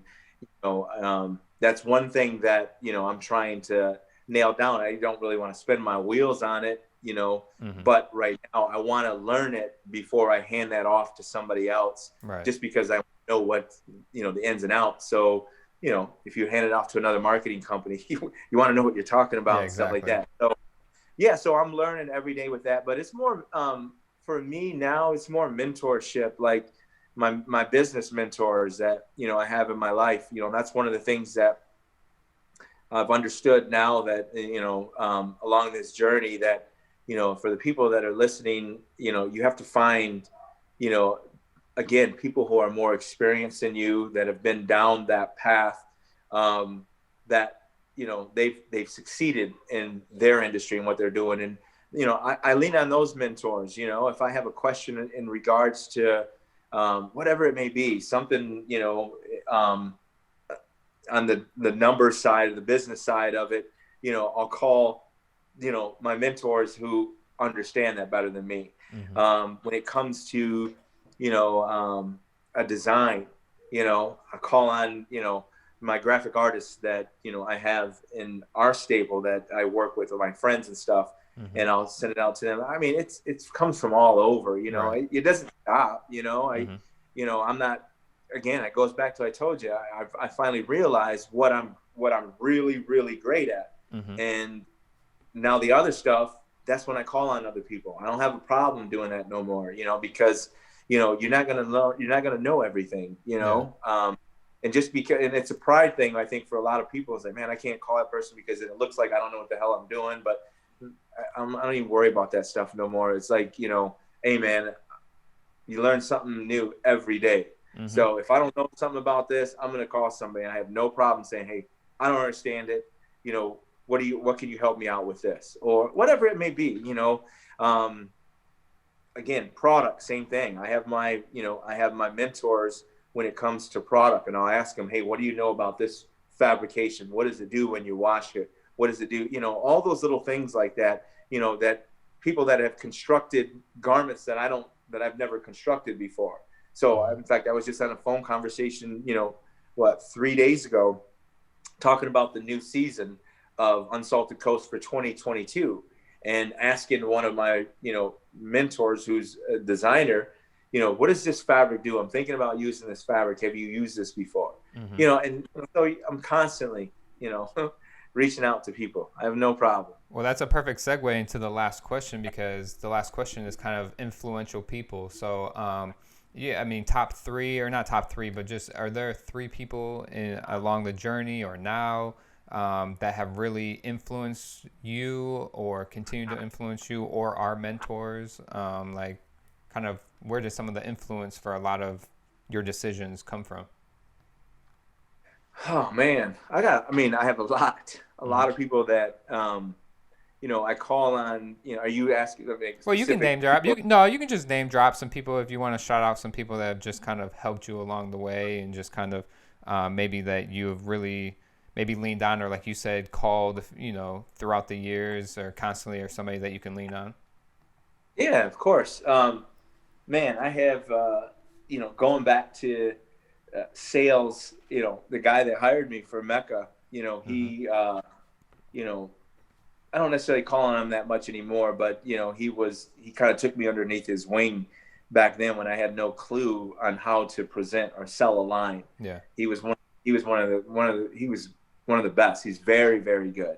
So that's led up to what I'm doing now. You know what I mean? As far as presenting a line, I still hold on to that. So, I'll call him up, ask him about retailers who I should be reaching on and stuff like that. But, I have, Pete Ruhala, who's a good friend of mine. He's the CEO of J America. Okay, yeah. He's a good mentor. Business side, good friend of mine. We're the same age, and he's still a mentor to me. I'm sure I mentor him when it comes to other stuff. But Right. Eric Stevenson is here in Lansing. We bounce things off each other all the time. Bob Craig, a lot of people, he came into my life, and I don't know if people know who Bob Craig is, but, he owned Munchies, here in Lansing. Oh, okay. He does investments and investment broker and stuff like that. So, Bob he's an old schooler, but it's, being around him for a while, I had a chance to watch his hustle, him grind, and the guy that I'm partnered with now, Scott Reardon, who is, he's been in the game for a long time, and, he and I are partners, and, I'll call on him, for just different business stuff that, we talk, daily anyways, but, if I have something outside of where I'm at, and he's another person that he's just, he's got a lot of experience, and, high school friend of mine, very good friend of, mine growing up. We just recently, got back together as far as communicating. Very successful business owner, Chris Fisher. We went to high school together. He and I are, we think a lot alike. Minds are constantly going crazy. We would love to, we always come up with stuff that we bounce off on each other. So, I mean, there's more, man. There's so many people that, I can, keep, I can throw out there, but, those are, I'd say, like the core people that I can communicate with, as far as, graphic artists. I have, one of my guys, Pop, out in, Brooklyn, New York, who's worked for multiple companies. He's just a really good friend of mine, but when it comes to the graphic world, he's I love his work. So, he worked for, Echo, Fat Farm, Aniche, some of the big design, urban houses back in the day. So Pop is, one of my guys that, I reach out to quite a bit when it comes to, the seasons. What do you think about this graphic? What do you like? What can I think? Even though he has, he has no clue about the resort. He's a kid from Brownsville, New York and Brooklyn. So, but there's people that appreciate and passionate about graphics and things like that. I have a friend of mine, Janie, works for, a large footwear company. I don't want to say who it is just because, just if listening, I don't want them to know, but she is, she also helps with graphics and things like that, somebody that I reach out to quite often. So, yeah, man, I've got a lot of people, but those are like the core people that if I have a question in regards to something that I know that they're going to give me the straight answer, and, that's generally it's those 5 or 6 people. Well, I think that's a huge point to make, is that, I mean, again, it's experience is kind of the best thing, best teacher. So it's like when you need or when you have questions, it's great to have people that have actually been through things or do things. Again, when you Google stuff, you might find an answer, or you might kind of get like a vague answer on how to do it, but you're still unsure because it's just, it's just some writing or it's some guy making a YouTube video and you don't know for sure if he's actually done it.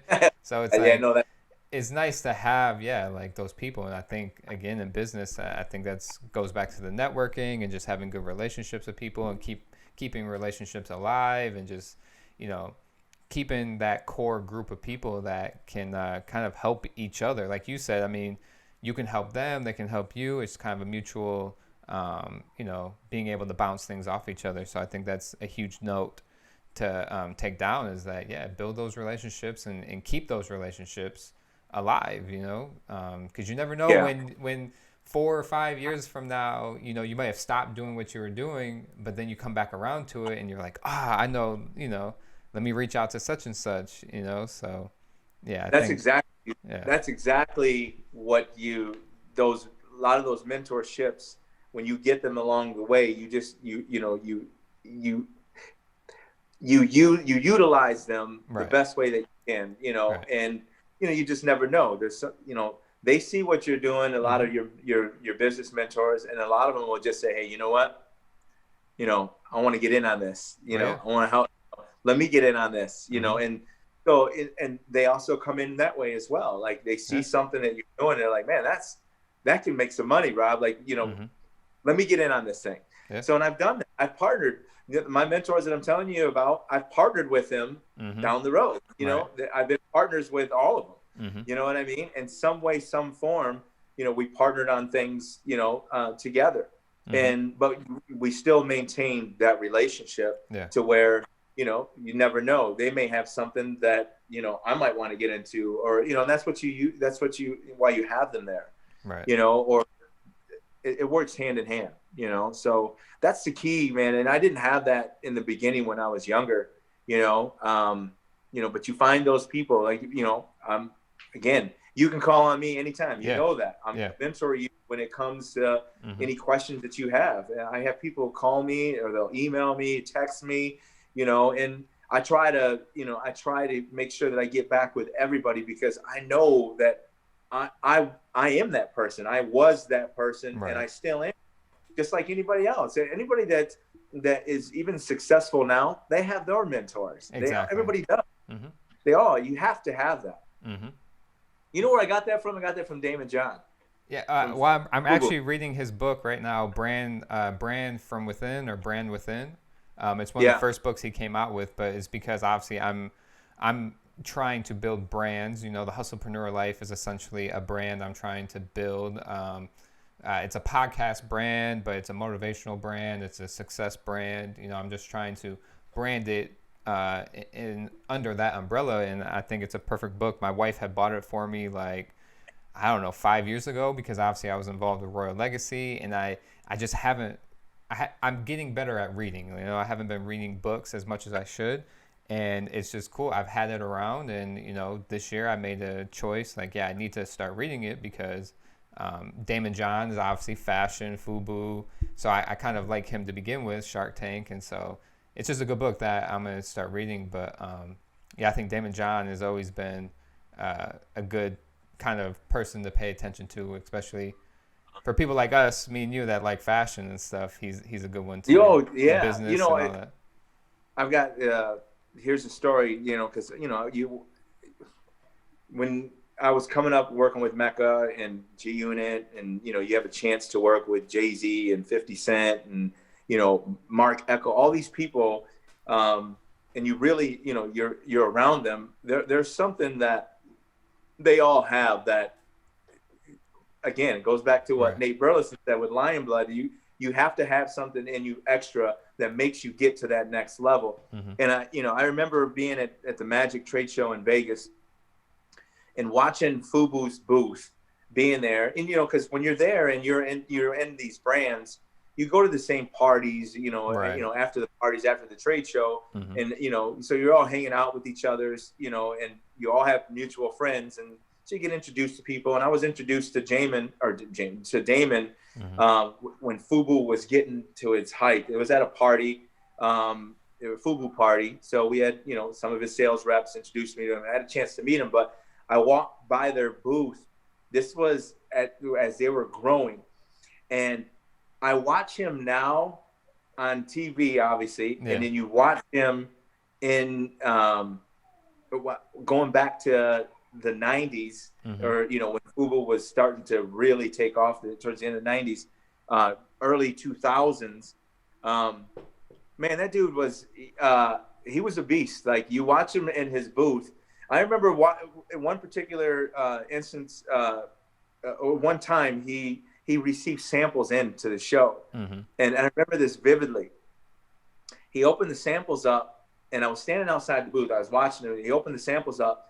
He got the samples, and he was looking at them, and he just went off. He went off on everybody, like, in the booth. Like, and mind you, now they have retailers all wrapped around that are, you know, they're showing. At that time, FUBU was, you know, they were doing stadium seating, showing their line. You know, to the retailers, and he just started, like, yelling at his partners. You know what I mean? Like, just to the point to where I was like, God, dog, this dude is, like, you know, crazy. Like, you know, but he showed his passion. He was pissed because the sample didn't come out the way that he wanted it to. And watching that, but he got his respect though. But you watch where he came from to where his journey, his path, and where he's grown in today. And now you see him in his suits and he's, you know, but he wasn't that dude. Like, I mean, you remember him back then. He's hip hop, man. He came from hip-hop, little dude from Queens, and you know, he was a pit bull. But that mentality got him to where he is now. And, you know, so you see that, and you try to take all that, you know, all those little things in. But speaking of Daymond, I wanted to tell you that story because it was a good story, because you see him now and you're like, damn, that pit bull mentality got him to where he is today, and you watch him now and, he's a whole nother person. He's writing books, he's doing seminars, and, it's good to see somebody, to grow and to become extremely successful like that. All right, man. Well, I really appreciate you being on. We'll kind of wrap things up with you plugging kind of what you got going on, which, like you kind of mentioned, I'm going to pull up on the screen, Unsalted Coast. So, yeah, just kind of plug away kind of where they can find it, like what's, kind of what you have with that. Okay. Well, first of all, I want to thank you for having me, Dylan. I really appreciate it. I don't know if this went longer than what we had planned, but it's all good, man. That's the great thing about a podcast. It just it goes where it goes. But it's all I can definitely talk. I can talk. No, let's put it that way. It was all productive. But, I think overall I wanted you to see like the journey of the timeline of where I got to where I am today, and with Unsalted Coast. I have Unsalted Coast and Salted Coast that I'm working on right now. Unsalted Coast. What's crazy is there's really hardly anybody in the Lansing, East Lansing area that's carrying it. It's all, if you go to St. Joe, Michigan, all the way up around to Alpena, all through the middle part, all these outfitter retailer stores, a lot of them are carrying it. In Saugatuck, Michigan, we have Land Sharks. But if anybody's ever up north Michigan and you're in Traverse City, we just struck a deal with one of our retailers up there. Name of the store is called Robert Frost. It's downtown Traverse City. We're doing a in-store concept with them where we got about 600 square feet carved out of their store. That's all Unsalted Coast. And we have a sign actually going up on the outside of their store. So you're going to see, if you're driving or you're going through that town, there's going to be a store downtown Traverse City this spring. It's already there, but we're doing a lot more marketing for it. We're getting all, the signage, the bags, everything, made for that. So, but, and we're spread out, we're in all throughout Minnesota now, Wisconsin. We've got stores in Chicago. We've got stores down, marinas that are selling our product in Arkansas, Missouri, Alabama, Florida. So there's not really one particular store. If you're in Michigan, go to Traverse City, go to Robert Frost. You're going to see everything in that store. But unsaltedcoast.com, we've got a lot of new stuff that we're putting up going into this spring. We're going to start releasing more product on there. So, unsaltedcoast.com, if you're in the area. And if you're any stores that you guys know of that's out there that you think that we would be a good fit, please go in and say, hey, you know what? You guys need to get this product in the store. I'm shocked that nobody in our hometown has picked up Unsalted Coast in East Lansing area. Nobody. It's crazy to me. But well, they might you gotta share this video. Share this YouTube. It's gonna be YouTube. It's gonna have the audio podcast. Share it. You know who I think who would be a great fit for us in our hometown would be Playmakers. Okay. I think it would be a great fit. Mm-hmm. But anybody else who's watching it outside of this area, definitely go into your stores asking for it and have them reach out to us. And how do they reach out? Is it like how do retailers reach out? You can. I'm just gonna drop my email address. Okay. I have, my national sales manager. Obviously he's out there. He's selling for us. But anybody who's watching this podcast, if you need any questions, anything I can help out with, or any advice, you can reach me at robertm at unsaltedcoast.com. All right. Robert M, from Montalvo. So robertm at unsaltedcoast.com. And I'll put everything in the bio too. So I'll put your email. I'll put links to the website and everything too. So people can link to you and check it out.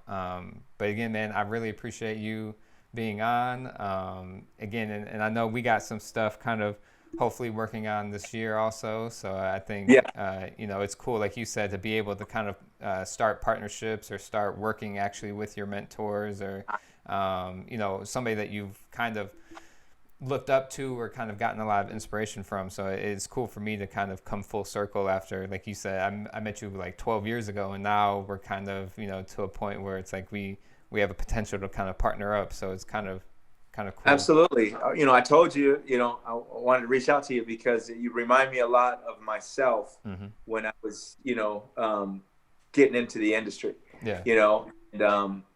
So yeah, of course I wanted to, see if there's a way that, I can bring into this thing and, so you can learn more. So, this might be your 5 steps back, Dylan. Right, exactly.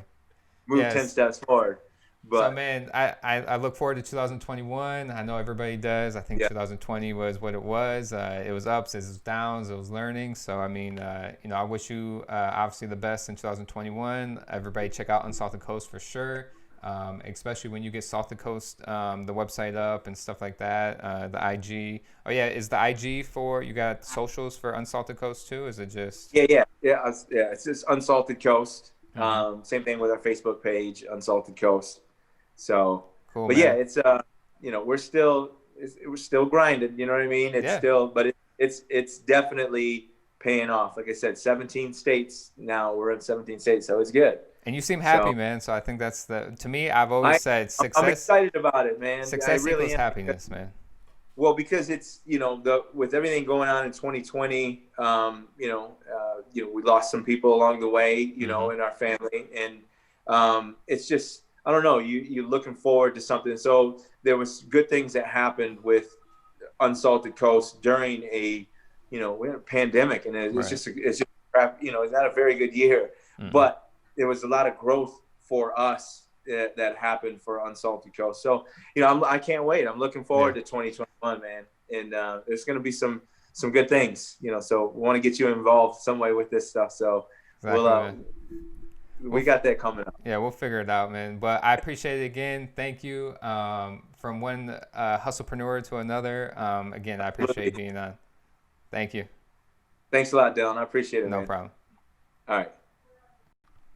All right, so that was a great episode. I know it went longer than any other of the podcasts so far, but I think it's great for him to be able to tell his journey and kind of where he's came from. Anybody that's into fashion or clothing or has pursued that before, it's a tough industry to get involved in. Obviously, T-shirts, shirts, all that type of stuff. I mean, it's hard because you have to build a brand around it and build kind of like that want and desire for it. So it's a tough process, and he's learned a lot over his journey, and hopefully you learned a lot from watching the podcast or listening to his story. I really appreciate having him on. Like I said, I appreciate you guys for listening. So if you made it this far, please like and subscribe to the video. It definitely means a lot to me when you're able to do that. Just simply liking the video is great also. It helps get that out there to people and show YouTube that people are enjoying it. So I appreciate you guys for tuning in. This will be, this obviously was episode 7. We'll have episode 8 next week. This is going to be every week process, guys, so please, if there's somebody that you want on, if you say, you want to be into real estate and you want somebody on the podcast that's a realtor, or if there's anything that you want to know about or have somebody on, name drop them, put them in the comments, or put like an industry or a hustle that you want to know more about, so I can really get some people on here that that you guys want to see. So yeah, let me know. Again, like and subscribe, and appreciate you guys, man. Thank you. Take it easy.